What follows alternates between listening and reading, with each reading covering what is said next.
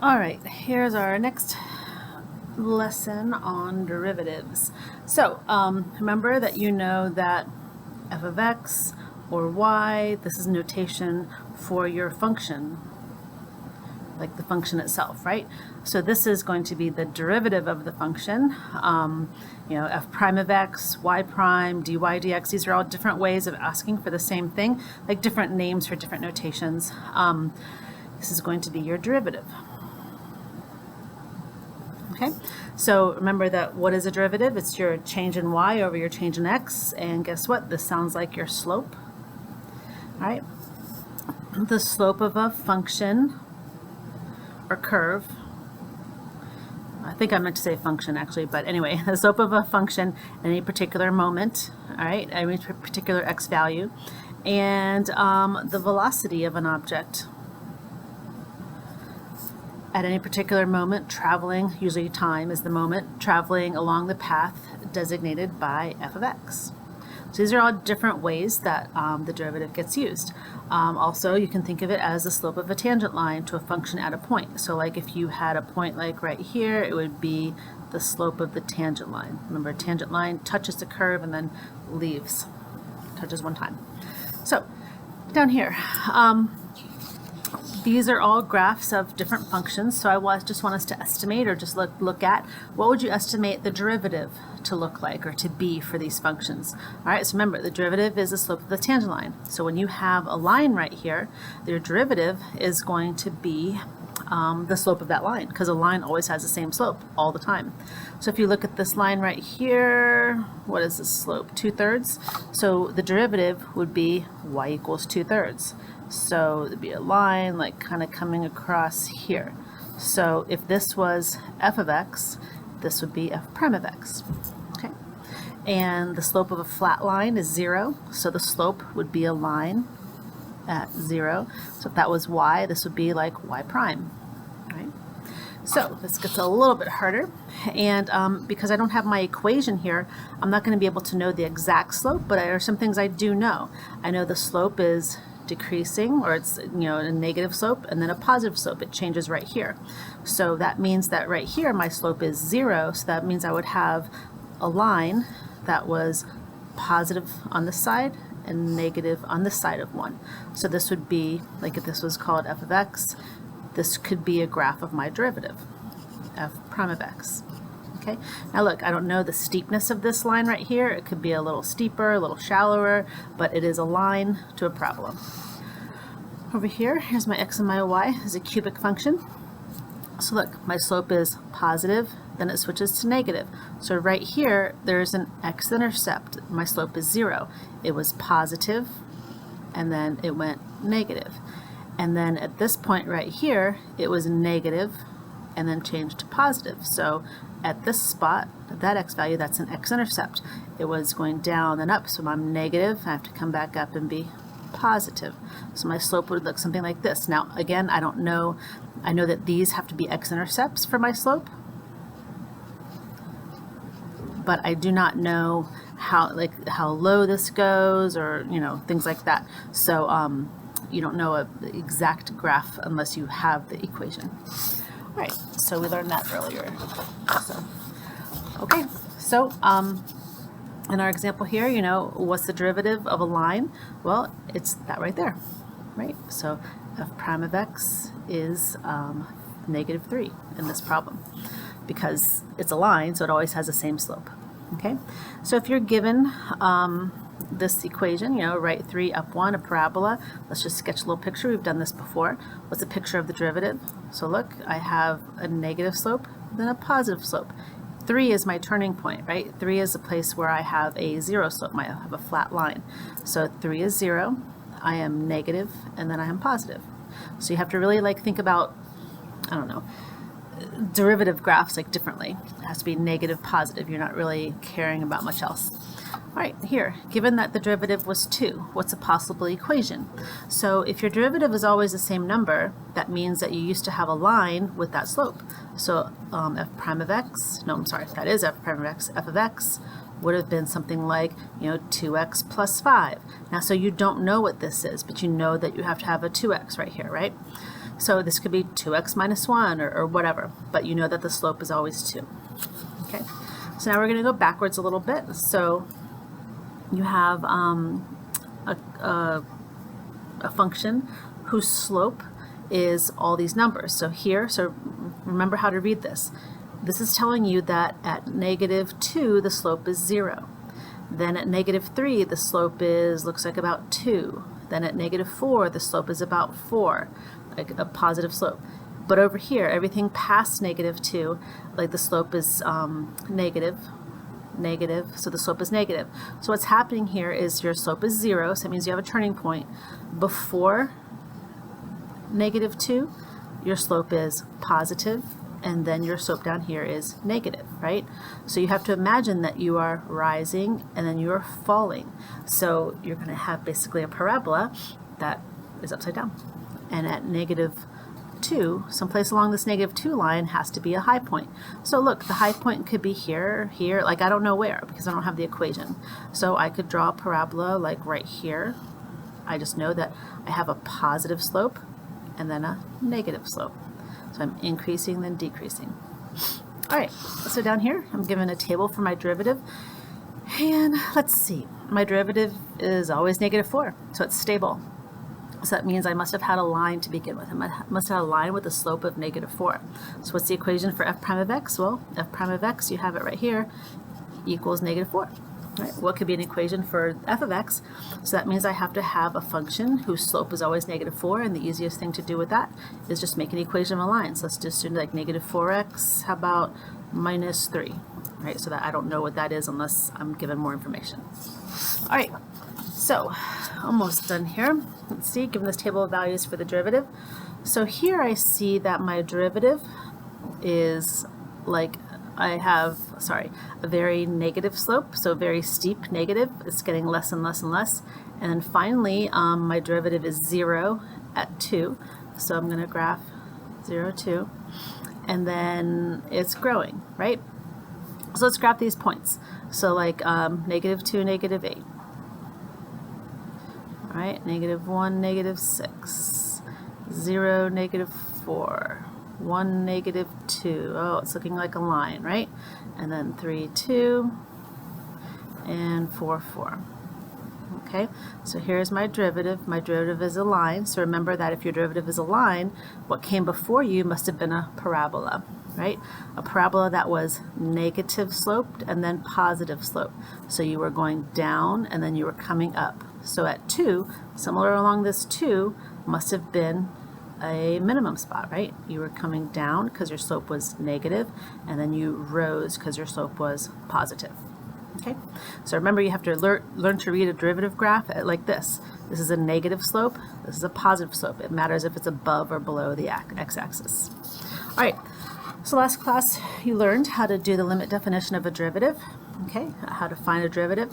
And so today, and you also learned the power rule, right? So if you ever saw a problem like this, you had to go and work it out, right? You learned the power rule, but the power rule was for specific, kind of like polynomial style questions. So the old way of doing this, you had to go like this. You had to say, oh, well, this is 3x squared minus 15x minus 1x, so minus 16x, and then plus 5 if you multiplied it out. So when you did your derivative, remember, you did 2 times 3, so 6 with an x, take 1 away. And this is a 1. 1 times -16 is -16. Take 1 away from the x, so it's gone. And the derivative of a constant is 0. So that was the way you did it before. So I said to you, oh, we got to work it out. We got to change the format so we can use a power rule. Well, sometimes there is some other rules that you can learn to use. So there is something called the product rule. So the product rule is for when you want to do the derivative of something multiplied together, a product, and you don't want to multiply it out. So like all these problems, I could multiply these out. Like it would take me a minute, but like I can multiply them out. But later you'll learn that what if you had a problem like this, like 6x squared times the sine of x? All right, these are two functions multiplied together, and there's no way to change it. Like, there's nothing to do. This is what it's going to look like. You can't like multiply it out. This is just what it is. So that's when you really need to use a product rule, because you can't change these problems. So you can't like put them together in some way. So here's how the product rule works. So the derivative, you're going to do, you have two things. You're going to do the derivative of the first one and multiply it by the original second one, and put an addition sign, and then you do the derivative of the second one and multiply it by the original first one, and then you clean it up. So the derivative of 3x minus 1 is 3 times, I leave x minus 5 alone, plus, then I do the derivative of x minus 5, which is 1, times, I leave 3x minus 1 alone. All right, so, you know, you can work it out. Usually, like, you clean it up a little bit. Sometimes we'll just leave it, but here, let's clean it up. I get 3x minus 15. Over here, I get plus 3x minus 1. So you see I have 6x minus 16. And lo and behold, that's the exact same thing we got before, right? And, you know, it can be easier. I mean, that was a little bit of work also, so frankly, if I did this work ahead of time, it probably would have been easier. Now, this would be annoying. This would be more annoying to multiply out than this. So this one, I would really want to use my product rule. All right, so here we go. So my derivative, the derivative of this guy is 3x squared minus 8x. All right, I have to multiply that by 3x plus 2. And then plus the derivative of this guy is 3. And then leave that alone. X to the third minus 4x squared plus 5. Now, I mean, I don't really care that much if you want to leave it like this, but let's just clean it up. Let's multiply this out. So let's see, I'm going to get 9x to the third plus 6x squared, then minus 24x squared, and then plus 3x to the third minus 12x squared plus 15. So I would clean that up and say that my derivative was 9x to the third plus 3x to the third, so 12x to the third. Let's see, oh, that would be negative 6, and that would be negative 30 x squared, and then plus 15. So there would be my final answer. All right, so this last one here. Let's go ahead. These are my two pieces right here, right? This is where it's multiplied. So my derivative of this guy would be negative 5x to the negative 2. So I take one away and then leave this alone. 3x squared minus 7x plus 2. And now plus, then I do the derivative of the second part. So 6x minus 7 is that derivative there, times 5x to the negative 1. And let's just clean it up a little bit. Multiply this out, I get negative 15, my x's cancel. Here I get positive 35, I have x to the negative 1 when I add my exponents. And here I have negative 10x to the negative 2. Then this last part, let's see, I get plus 30, and these x's cancel. I get minus 35, x to the negative 1. So let's clean it up here. Ooh, look at that, gone. That's nice. And so I basically have negative 10x to the negative 2, and this becomes positive 15. So that would be my derivative. Okay, so here, when somebody says to find, plug in a number for the derivative of a function, I would go ahead and find that derivative, but I'm no longer gonna clean it up because I'm just gonna plug in the number. All right, so it'd be a little bit easier. All right, so let's see. So derivative of f of x. So let's see, I get 8x to the third plus 6. I got to hold it together, and then I'm going to leave this alone. Plus, then I do the derivative of this guy. So 3x squared minus 8x times, leave this alone. So now, I'm not going to do any of this cleaning I did earlier. I'm just going to go plug in 2, f prime of 2. So 2 to the third is 8. 8 times 8 is 64. 64 plus 6 is 70. All right, then I get 8 again. Minus 4 times 4 is 16. So 8 minus 16 is negative 8. Plus, I'm going to have 12 minus 16. So it's negative 4. And then over here, 2 to the fourth is 16 times 2 is 32. So 32 plus 6 times 2 is 12. All right, so let me get my calculator. 70 times negative 8 plus negative 4 times 44. So negative 736. Okay. All right. All right, for this last little couple problems, so go ahead and stop the video and why don't you try it and then come back and check and see if you got it right. All right, so my derivative, I would get 6x, this goes away, and leave 5x minus 2 alone, plus derivative of 5x minus 2 is 5, times, leave that guy alone, 3x squared plus 4. All right, so if I work this out a little bit, I get 30x squared minus 12x plus 15x squared plus 20. Okay, so all in all, my derivative is 45x squared, let's see, minus 12x plus 20.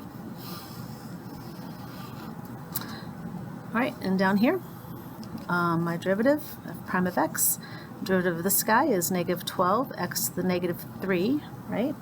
Take one away from negative 2, and then leave this alone. Now, plus my derivative here would be 6x minus 7, and leave that alone. So clean this up, multiply these, I get negative 36, x to the negative 1. Here I get positive 84, x to the negative 2. Here I'm going to get, let's see, plus 36, x to the negative 1, minus 42, x to the negative 2. So it looks like these can go together. I got 33. Ooh, what happened here? What did I write here? Let me see. Oh, that was supposed to be 36, sorry. I don't know what I was doing. All right, oh, well, look at that, right? That's gone, that makes that easier. And then 84 minus 42 is 42. So my answer is just 42x to the negative 2. There we go. All right, and looking at your homework here, let's just real quick take a look. Make sure that you're gonna like clean this up.